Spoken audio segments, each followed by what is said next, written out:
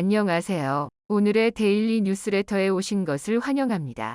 1. 통일한국, 해양 강대국 될 것. 2. 한국 천문학적 라이센스비 받게 됐다. 3. 한국, 동시발사 70T 핵위력. 한번 진실을 알아봅시다. 세계의 역사를 살펴보면 바다를 주름 잡았던 나라들이 세계를 제패했던 역사가 있습니다. 몽골, 러시아, 중국의 여러 왕조들은 해양 지향적이지 못한 어마어마한 대국들이었지만 영국, 네덜란드, 포르투갈 같은 자그마한 나라들은 바다를 정복하면서 세계 패권을 오랜 세월 주름 잡았고 세계에 그들의 언어를 확산시켰습니다. 그들이 그림께 될 수 있었던 이유는 훌륭한 항만 도시와 친수공간 해양 인프라를 갖추고 있었기 때문입니다. 한반도의 남한의 해안선 길이는 2413km로 세계 50위, 북한은 2495km로 세계 45위를 기록하고 있습니다.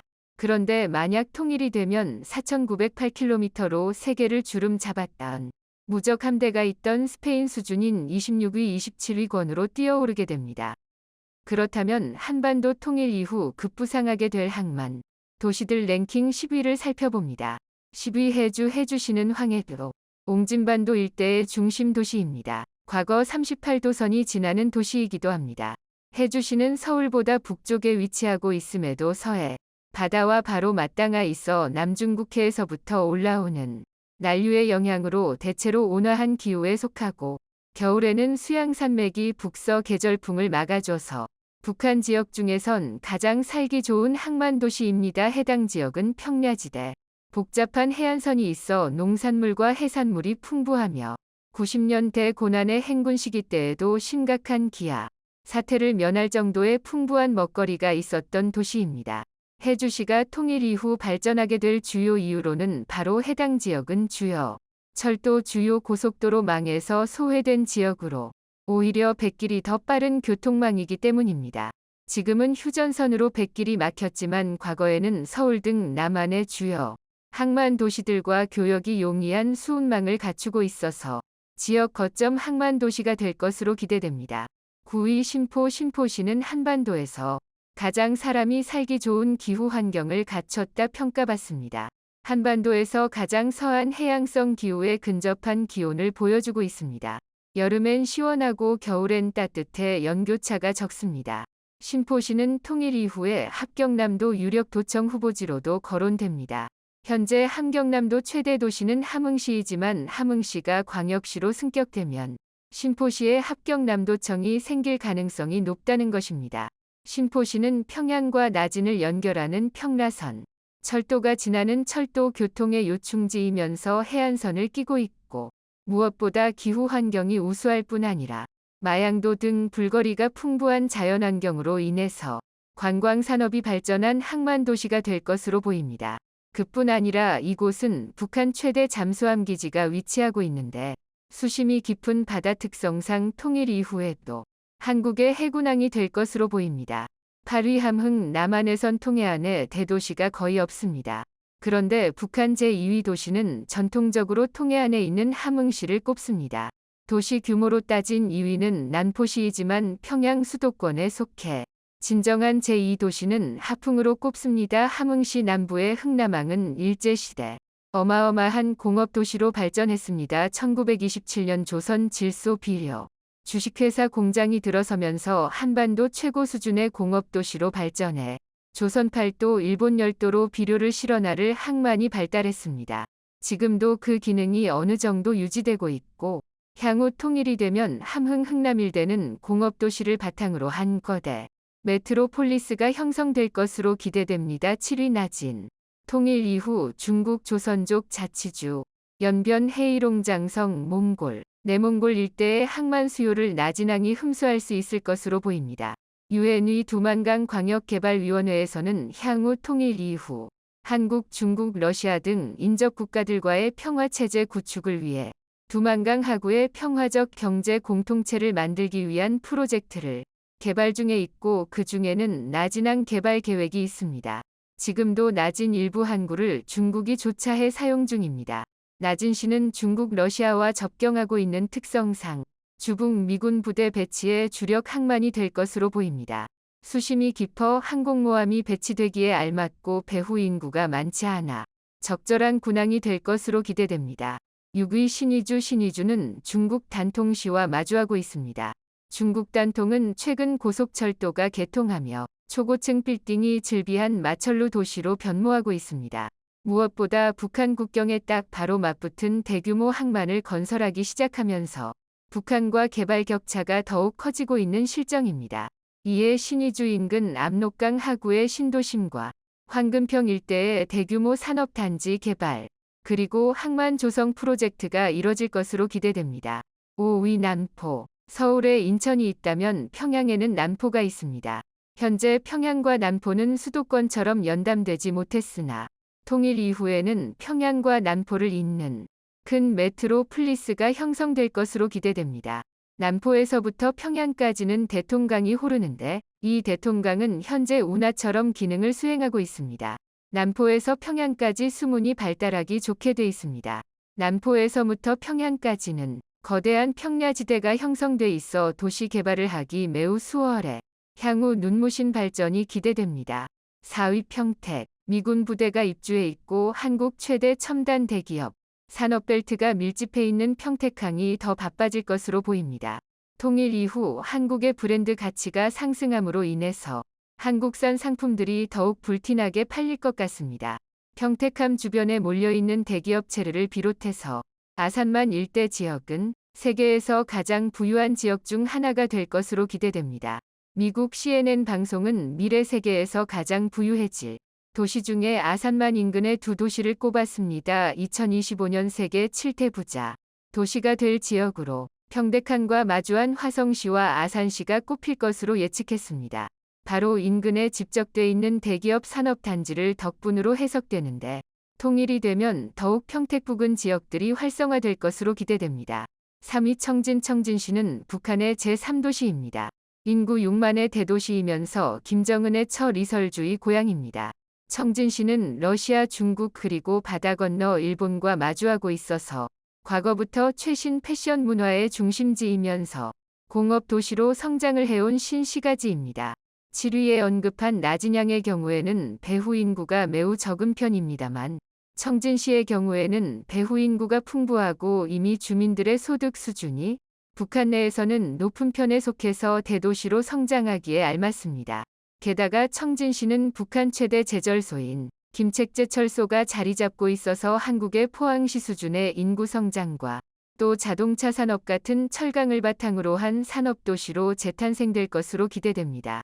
전문가들은 청진시는 향후 부산, 제주와 함께 3대 항공교통도시로 성장할 것이라 전망했습니다. 청진시에서 서울, 평양으로 가는 교통망이 아무리 좋은 KTX를 놓는다고 하더라도 비행기가 더 빨리 한반도의 주요 대도시권을 연결하고 항공교통으로서의 적당한 거리가 나와 한반도는 세계적인 항공교통의 허브가 될 수 있을 것으로 기대되며 청진시 역시 그 핵심 도시 중 하나가 될 것으로 기대됩니다. 2위 원산 통일. 이후 원산은 가장 바쁜 항구 도시가 될 것 같습니다. 현재 한국에서 가장 중요한 항로 중에는 미국과 한국을 연결하는 항로가 있습니다. 한국에서 매우 큰 비중을 차지하는 대미 수출 미국으로 수입되는 천연가스 등을 수입하는데 가장 중요한 항로입니다. 그런데 서울 수도권과 부산보다 더 가까운 곳에 원산항이 위치하고 있고 북미 항로로 가장 가까이에 위치한 장만이 바로 원산항이기 때문입니다. 원산장 일대는 수심도 매우 깊어서 대형 선박이 접안하기 용이하고 무엇보다 단순 물류 터미널뿐만이 아닌 아름다운 해변 관광 리조트 시설들이 즐비해서 한반도에서 서울, 부산에 이은 새로운 거대 도시로 바뀌게 될 가능성이 있습니다. 원산에서부터 함흥까지 이어지는 거대 메트로폴리스가 형성이 되면 한반도의 미래를 담당할 새로운 성장축이 될 것으로 기대됩니다. 원산, 하풍, 청진, 신포, 나진 일대는 북한에서도 인구 밀도가 높은 동해안 도시들인데 원산항을 시작으로 마치 남한의 경부라인 대도시권 형성과 흡사한 메트로폴리탄 짤성화가 기대됩니다. 1위 부산 통일 이후 부산은 세계에서 가장 바쁜 항구 도시가 될 것으로 기대됩니다. 이제는 철도로 대륙과 뚫리게 되어 절도 항만 물류의 결절점이 될 전망이기 때문입니다. 통일 이후 부산은 단순 항만 도시가 될 것 같지는 않습니다. 항공교통의 중심지로 도약할 가능성이 거론됩니다. 서울, 인천에서 북한 지역의 주요 거점 지역까지는 항공교통을 이용하기에는 조금 애매한 거리들입니다. 그런데 부산에서는 항공교통이 가장 경제성이 좋은 거리입니다. 한반도 주요 대도시권 서울, 평양, 원산, 제주, 신의주, 백두산, 나진 등의 도시들까지 수익성이 딱 좋은 위치가 바로 부산으로서 부산은 통일 이후 한반도 전역을 커버하는 육해공 물류 거점 도시가 될 걸로 기대됩니다. 영위 서울. 서울은 원래 유명한 항만 도시였습니다. 마포나루, 한강진, 반포나루, 잡실나루 등 유명한 포구 도시였습니다. 조선 팔도로 수운의 연결이 이뤄졌었는데 한국전쟁 이후 남북 분단 상황이 되면서 한강 하구가 막혀버렸습니다. 한강 하구가 북한 즉 영역이 되어버린 것입니다. 만약 통일이 이뤄지게 되면 한강 하구가 한반도에서 가장 불비는 해상 교통 루트가 될 것으로 기대됩니다. 현재 서울 한강 하구 부근에는 넓은 김포, 평야, 파주, 고양 일대에도 거대한 펌야지대가 남아 있습니다. 이를 지역을 중심으로 항만 물류가 있는 거대 산업 벨트가 형성되어 마치 네덜란드의 로테르담과 같은 아시아에서 가장 부유한 산업 벨트로 급부상하게 될지 기대감이 모아집니다. 그동안 한강 하구 권역인 파주, 일산, 김포 지역의 경우에는 남북 분단의 상황으로 오랜 세월 정체가 이뤄져 왔으나 개성까지 연결되는 거대한 발전의 축이 형성되어 경부라인 산업벨트에 이은 거대한 산업축이 만들어져 서해안 번영의 시대를 열어갈 것으로 기대됩니다. 10위부터 0위까지 한반도에 급부상할 항만 도시를 모두 살펴봤는데요. 유익하게 보셨나요?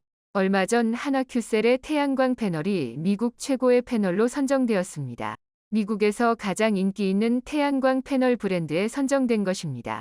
지난 10일 미국 태양광 브랜드 분석기관인 슬라리뷰스와 신재생에너지 인증기관 NABCP 이 주도한 2022 태양광 산업 설문조사에 따르면 현지 태양광 설치 기사 중 66%가 가장 선호하는 태양광 패널 브랜드는 바로 하나큐셀이었습니다.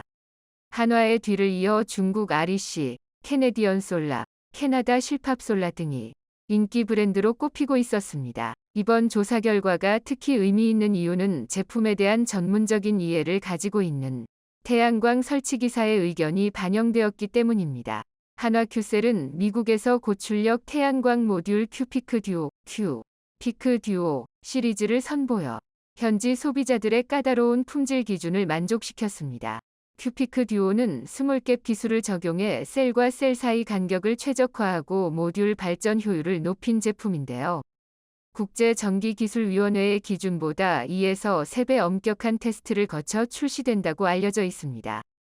이를 토대로 한화큐셀은 글로벌 시험 인증 업체 TUV 라인란드의 신규 태양광 모듈 품질 검사에서 태양광 업계 최초로 인증을 획득한 바 있습니다.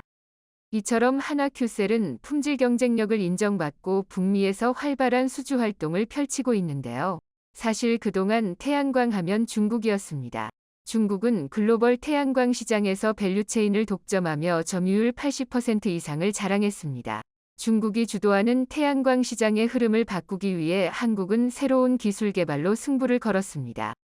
특히 결정질 실리콘 태양전지 한계율 30%를 뛰어넘는 페로브스카이트 결정질 실리콘 탠덤 태양전지 개발은 현재 총성 없는 치열한 경쟁이 진행 중입니다. 한국은 2026년 탠덤 태양전지 전환을 위한 퍼스트무버 전략으로 시장을 주도하기 위한 기술 개발을 하는 한편 특허를 선점함으로써 중국 중심의 태양광 시장을 공격적으로 개척하고 있습니다. 그런데 최근 한국 기업들이 중국을 완전히 꺾을 수 있는 계기가 마련됐습니다. 태양광이 미 인플레이션법, 즉 IRA 위 수혜를 입었기 때문입니다. 미국이 자국에 지은 태양광 등 재생에너지 시설과 미국산 부품에 최대 40%의 세제 혜택을 제공하는 법안을 내놓았는데요. 이것은 미국에 더 많은 태양광 발전소를 짓고 여기에 필요한 부품의 중국 의존도를 줄이려는 의도로 마련된 법안이었습니다. 이 법안의 수혜는 특히 한국 태양광 기업에게 돌아올 것으로 예상됩니다. 가장 큰 수혜 기업으로 떠오른 곳은 현재 미국에서 3조 2천억 원을 들여 태양광 통합 생산단지를 구축하고 있는 한화큐셀입니다. 한화큐셀은 현재 짓고 있는 조지아주 달튼 태양광 모듈 공장의 생산량 5.1기가와트에 더해 내년까지 더 많은 공장을 건설해 생산 능력을 8.4기가와트까지 끌어올릴 방침입니다. 사실 지난 몇 년 사이 태양광 사업은 국내에서는 설 자리가 좁아지고 있었습니다. 하지만 K태양광은 북미 시장에서 그 진가를 발휘하고 있습니다. 글로벌 시장조사업체 우드 맥킨지에 따르면 지난해 한화큐셀의 미국 주택용 태양광 모듈 시장의 점유율은 33.7%로 5년 연속 1위를 기록했습니다. 이 점유율 수치는 조사가 시작된 2013년 이후 역대 최고 수치였습니다. 즉 미국 태양광 시장은 지금도 폭발적인 성장세입니다. 이런 상황에서 미국 정부의 재생에너지 지원 정책과 IRA 법안까지 더해지면서 한국 태양광 기업들은 엄청난 기회를 맞은 반면 미국 시장을 잃게 된 중국 태양광 기업들의 몰락은 이미 예정되어 있었습니다. 태양광 발전소는 패널뿐만 아니라 ESS도 중요합니다. ESS는 생산된 전기를 저장했다가 필요할 때 사용할 수 있도록 만든 에너지 저장 장치인데요. 문제는 중국산 ESS에서 연이어 화재 사고가 발생하면서 중국 태양광 산업 자체가 설 자리를 잃어가고 있다는 점입니다. ESS는 전기 생산량이 기후에 따라 들쑥날쑥한 태양광 등 신재생에너지 관련 시설에 주로 설치되는데 전기를 저장하는 배터리가 ESS에서 핵심 설비 역할을 합니다. 그런데 최근 문제가 되고 있는 태양광 화재의 주원인으로 ESS에 장착된 중국산 배터리가 지목된 것입니다. 실제로 중국은 자국 땅에 엄청난 태양광 발전소를 설치했지만 화재에 취약하기 때문에 그 자체가 언제 터질지 모르는 시한폭탄이라 부를 정도입니다. 중국은 최근 태양전지, 셀, 위주 원료인 폴리실리콘 가격이 급락하자 태양광 발전 용량을 더 빠르게 늘리고 있습니다. 하지만 국제에너지기구가 중국산 패널 사용을 줄일 것을 권고했을 정도로 중국 태양광 발전소 건설은 위험을 안고 있습니다. 중국이 글로벌 태양광 패널 공급망에서 80% 이상 점유율을 차지하자 세계 각국은 중국 내 생산 거점이 집중되어 있어 만일 화재나 자연재해가 발생했을 시 태양광 전체의 글로벌 공급망이 끊어질 수 있다고 우려한 것입니다. 만일 이러한 사태가 벌어진다면 전 세계적인 태양광 패널 가격 상승으로도 이어질 공산이 큽니다. 그리고 그 수혜는 한국 기업이 볼 것으로 예상됩니다. 중국이 주도하던 태양광 시장에 한국이 기술력과 특허로 점유율을 높여가고 있는 형국인데요. 이런 상황에서 한화에 엄청난 호재가 날아들었습니다. 바로 중국 태양광 기업들을 완전히 몰락시킬 수 있는 결정적인 판결이 나온 겁니다. 4년여간 이어져 온 중국 태양광 기업들과 한화의 법적 다툼에서 중국 태양광 업체 론지솔라가 한화의 무릎을 꿇으며 한화의 승리로 돌아갔습니다. 한화큐셀은 2019년 3월 실리콘계 고효율 태양광 셀 기술인 퍼크 PERC 셀 관련 특허를 침해했다며 중국 론지슬라와 진코슬라, REC 그룹을 제소했습니다.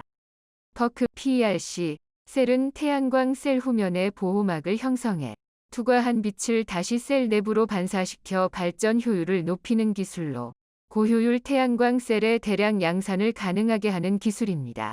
이번 승소 결과가 특히 의미 있는 이유는 중국 법원에서도 승리했기 때문입니다. 한화큐셀은 중국과 독일 법원에서 연달아 승소했으며 네덜란드 헤이그 항소 법원도 지난해 3월 론지솔라의 특허 침해를 인정했습니다.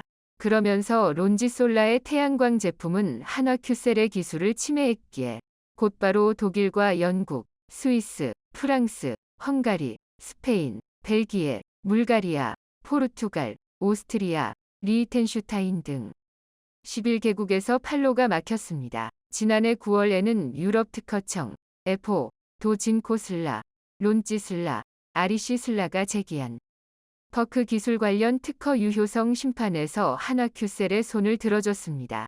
완전히 코너에 몰리자 중국 태양광 기업들은 결국 한화큐셀의 무릎을 꿇을 수밖에 없습니다. 라이센스 계약을 맺고 사용료를 지불하기로 합의한 것입니다. 한화큐셀은 중국 태양광 업체인 트리나솔라와 합의를 통해 특허를 양도받았고 사용료를 지불하는 조건으로 한화큐셀의 특허가 적용된 제품을 생산, 판매할 수 있게 됐습니다. 또한 중국의 대표 태양광 업체인 론지솔라와도 라이센스 합의를 체결했습니다. 그동안 한화큐셀에 법정 공방을 벌어온 론지솔라는 법정 공방을 벌어온 론지슬라는 앞으로 한화큐셀과 특허 분쟁이 발생하지 않을 것이라고 꼬리를 내리면서 이번 라이선스 계약으로 고객에게 다양한 제품과 서비스를 계속 제공할 수 있게 됐다며 한화가 허용한 제품을 생산, 판매할 수 있게 된 점에 만족해야 했습니다. 결국 중국의 대표 태양광 기업들마저 한화의 라이센스를 지불하면서까지 이 특허 기술을 사용하지 않을 수 없었던 것입니다. 그만큼 핵심적인 기술이라고 볼 수 있는데요. 이처럼 우리의 특허 기술을 무단 도용하며 물의를 일으켜온 중국 태양광 업체들과의 소송전에서도 이긴 한화큐셀은 이제 거침없이 북미 태양광 패널 시장에서 영향력을 빠르게 확대해가고 있습니다. 한화큐셀은 지난달 미국 역사상 최대 태양광 발전 사업인 지역사회 태양광 발전 프로젝트를 수주해 250만 개에 달하는 패널 공급사로 선정되는 획기적인 성과를 이뤄냈습니다. 한화큐셀은 오는 2027년까지 미국 전체 태양광 패널 수요의 30%를 공급하겠다는 목표를 제시하며 미국 현지 투자를 강화하고 있는데요. 지금과 같은 추세라면 북미 태양광 시장 1위를 고수할 수 있을 것으로 전망됩니다. 최근 북한의 군사 도발이 끊이지 않고 이어지고 있습니다. 이에 온 국민의 국가 안보에 대한 걱정이 커지고 있는데요. 우리 군이 북한의 위협에 대응해 현무5 미사일을 공개하는 방안을 정식으로 검토 중이라는 소식이 전해지며 화제가 됐습니다. 그간 현무5 미사일은 괴물 미사일이라고만 알려진 채 베일에 쌓여 있었는데요. 앞서 국군의 날 기념식에서 8초가량의 현무5 비행 영상이 공개되며 많은 이들의 관심이 쏠리기도 했습니다. 최근 공개된 소식에 따르면 현무5 미사일은 탄두 중량만 8에서 9톤에 무려 핵탄두 70T에 달하는 강력한 위력을 갖출 수 있으며 최대 사거리가 3,000km 이상일 것이라고 합니다. 사거리만 놓고 보면 어떤 탄두를 탑재하든 북한 전역을 완전히 귀버할 수 있을 정도인데요. 한국이 유사시를 대비해 암묵적으로 현무로 주변국들을 조준하고 있다는 소식에 북한은 물론 중국, 일본 등 주변국들이 잔뜩 긴장하고 있다고 합니다. 이에 중국은 현무5 관련 기사를 대서특필하며 소개하기도 했는데요. 특히나 한국이 현재 이러한 현무 미사일을 알려진 것으로만 최소 6,000발 이상 보유하고 있는 걸로 전해지며 전 세계가 놀라움을 금치 못했다고 하죠. 북한이 9월 19일 남북군사 합의를 노골적으로 위반하며 전방위적이고 위험 수위를 넘는 무차별적인 도발을 이어가고 있습니다. 이에 국민들의 불안감은 나날이 높아져만 가고 있는데요. 군 당국은 연이은 북한의 군사 위협에 대응해 현무5 고위력 탄도미사일을 정식으로 공개하는 방안을 검토하고 있다고 합니다. 현무5 미사일은 단 한 발로 북한 지휘부를 괴멸시킬 수 있는 것으로 알려지며 일명 괴물 미사일로 불리고 있을 뿐 그간 현무5의 실체가 구체적으로 공개된 적은 없는데요. 2021년 한미 미사일 지침의 완전 해제 이후 대량 응징 보복용으로 개발이 급속히 진전된 현무5는 시험 발사가 성공했다는 얘기만 나왔을 뿐 정확한 실체가 드러나지 않은 대표적인 비닉 무기였습니다. 우리 군이 그간 베일에 쌓여 있던 현무5 미사일의 공개를 검토한다는 것은 전술핵 위협으로 도발 수위를 높여가는 북한에 제대로 판단하라는 강력한 경고를 주려는 의도로 볼 수 있겠습니다. 전술핵으로 한국을 공격하면 북한 지휘부도 그에 상응하는 보복을 당할 수밖에 없다는 점을 확실하게 각인시키겠다는 것이죠. 앞서 국군의 날 기념식에서는 8초가량의 현무5 비행 영상이 공개되며 큰 화제가 되기도 했는데요. 군 관계자에 따르면 현무5가 음속의 10배 이상으로 비행 후 표적을 타격할 경우 그 파괴력은 소형 전술핵과 맞먹는다고 합니다. 현무5는 재래식 무기이지만 핵무기급 위력을 가지고 있는 것으로 유명합니다. 핵무기가 아니기에 국제사회의 제재를 받지 않으면서 그 위력은 엄청나기에 전략적으로 사용하기 용이한 무기체계이죠. 현무5는 북한의 탄도미사일보다 더 정확하며 마하 10 이상의 속도로 날아 지하 100m보다 더 깊은 갱도의 지휘 전략 표적을 파괴할 수 있을 정도로 관통력이 뛰어난데요. 현무5는 도발 원점에 대한 쪽집게 초토화가 가능하기에 북한의 지휘부와 핵미사일 시설 등 도발 원점이 아무리 지하 깊숙이 견고하게 자리 잡고 있다고 하더라도 현무5 한 발이면 초토화할 수 있어 우리 군의 보복 능력을 제대로 보여줄 수 있습니다. 우리 군은 북한의 핵 능력이 레드라인, 금지선에 근접한 만큼 현무5의 전력화를 앞당기는 방안도 추진 중인 것으로 전해졌습니다. 한 정부 관계자는 그간 알려졌던 수년 내보다 더 빠른 시기에 충분한 수량을 확보 배치하는 방안이 추진될 것으로 안다고 전하며 개발 완료 시점이 얼마 남지 않았음을 시사했습니다. 대한민국의 미사일 기술은 세계에서도 손가락 안에 꼽을 정도로 최고 수준을 자랑합니다. 지난 30년 동안 무려 700조 원에 달하는 어마어마한 국방비를 쏟아부어가며 만들어낸 대한민국 괴물군대의 가장 살벌한 무기가 바로 현무 미사일인데요. 한국형 유도탄인 현무 시리즈 중 현무1은 역사 속으로 사라지고 탄도미사일인 현무2와 순항미사일인 현무3가 실전 배치돼 있습니다. 현무4부터는 아직도 베일에 가려 있는데 탄도미사일인 현무4는 2017년 미국이 한국의 미사일 탄도 중량 제한을 해제한 이후 개발이 시작된 것으로 알려져 있습니다. 괴물 미사일 현무5는 탄도 중량이 무려 8에서 9T에 달하는 것으로 알려져 있는데요. 한미 미사일 지침이 해제될 때까지 한국이 개발하는 미사일은 사거리 제한에 묶여 있었기 때문에 폭발력을 극대화하기 위해 탄도 중량을 늘리는 데 집중해 왔습니다. 그렇게 쌓은 노하우로 현무5의 탄도 중량을 현무4보다도 3배 이상 늘릴 수 있었던 것이죠. 재래식 무기의 폭발력 최대치는 10T 정도이기에 탄도 중량 8에서 9T이면 세계 최대급 위력입니다. 전술핵 무기에는 미치지 못하지만 수십 개를 동시에 터뜨리면 핵과 맞먹는 폭발력을 지니게 되는데요.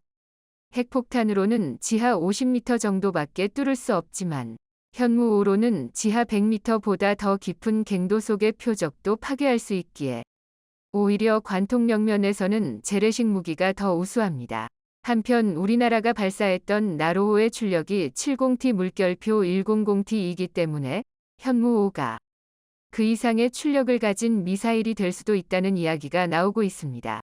이는 의성 발사용 우주 로켓과 대륙간 탄도미사일의 원리가 크게 다르지 않기 때문인데요. 그에 따라 많은 이들이 누리호 발사를 ICBM 기술 확보와 동일선상에 놓고 보기도 합니다. 누리호가 발사될 당시만 해도 한미 미사일 지침 때문에 우리나라에서 개발한 우주 발사체, 고체 연료 추진 체계를 적용할 수 없었으나 2021년 5월부로 한미 미사일 지침이 종료되면서 고체 연료 추진 체계 적용이 가능해졌습니다. 액체 로켓의 경우 발사 전에 연료를 주입해야 하지만 고체 연료를 사용한 로켓은 따로 주입할 필요가 없기 때문에 사일로 등에 오랜 기간 배치해 놓을 수 있죠. 최근 한국항공우주연구원과 국방과학연구소는 고체 추진 우주 발사체의 성능 검증을 위한 첫 번째 시험 발사에 성공했는데요. ICBM과 기술적으로 동일한 한국형 고체연료 발사체 시험 발사에 성공함으로써 대한민국의 미사일 기술력을 보여줬습니다. 그에 따라 일각에서는 현무5가 무려 핵탄두 70T에 달하는 강력한 위력을 갖출 수 있을 것이라는 예상이 제기되고 있습니다. 또한 현무5는 한미 미사일 지침이 해제된 후 개발됐기 때문에 사거리가 800km로 제한돼 있던 현무4 탄도미사일과는 달리 그 사거리에 제한이 없어졌는데요. 현무5의 탄도 중량을 줄일 경우 3000km 이상까지도 날릴 수 있을 것으로 추정되고 있습니다. 한국이 3000km에 달하는 최대 사거리를 자랑하는 현무5를 보유한 채 유사시를 대비해 암묵적으로 주변국들을 조준하고 있다는 소식에 북한은 물론 중국, 일본 등 주변국으로서는 크게 신경이 쓰일 수밖에 없는데요. 특히나 중국은 최근 한국의 현무5 관련 기사를 대서특필하며 소개하기도 했습니다. 매체는 최근 몇 년 동안 한국은 첨단 미사일 무기 연구 개발에 점점 더 많은 관심을 기울이고 있다며 한국이 공개한 최초의 중거리 고성능 탄도 미사일로 현무5를 소개했습니다. 괴물 미사일 현무5가 핵무기와 맞먹는다며 한반도와 주변 지역에 어떤 영향을 미칠지 우려된다고 우려의 시선을 제기했는데요. 현무5가 북한의 미사일 사일로와 포병부대의 위협이 될 수 있을 뿐만 아니라 주변국들에 대해서도 큰 영향을 미칠 것이라 걱정의 목소리를 높였습니다. 특히나 한국이 현재 이러한 현무 미사일을 알려진 것으로만 최소 6,000발 이상 보유하고 있는 걸로 전해지며 전 세계가 충격에 빠졌다고 합니다.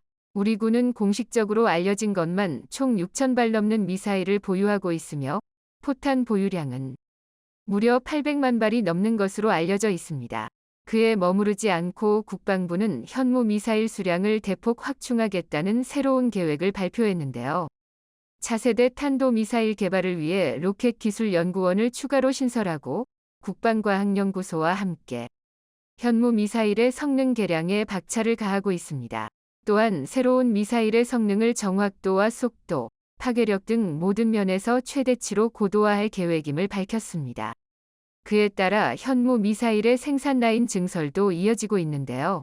과거 한국이 개발했던 현무 미사일은 지상 발사만 가능했던 제한적인 미사일 플랫폼을 가지고 있었지만 2022년 현재 한국의 현무 미사일은 육군과 해군, 공군이 동시 운용하게 될 만능형 미사일 플랫폼을 갖추게 되었습니다.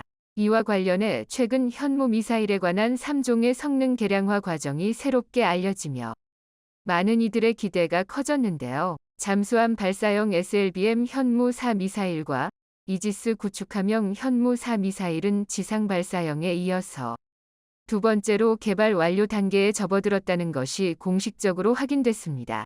여기에 가장 최근 개발이 시작된 KF-21 전투기 장착형 소형화 현무4 미사일까지 현무 미사일 3종에 포함되었습니다.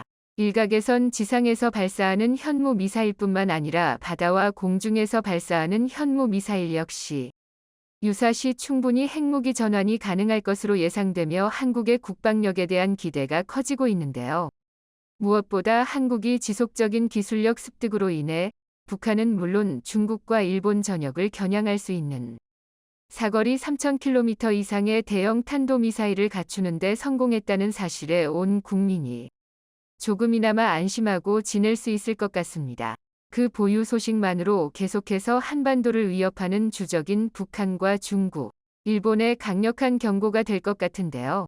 주변국들이 한국에게는 함부로 건들면 순식간에 적국을 초토화시킬 만한 강력한 무기를 보유하고 있다는 걸 명심하고 계속된 도발을 멈춰주길 바랍니다. 영상이 도움이 되셨다면 구독과 좋아요 부탁드리며 오늘도 감사합니다. 최고로 멋진 하루 보내시길 바랄게요.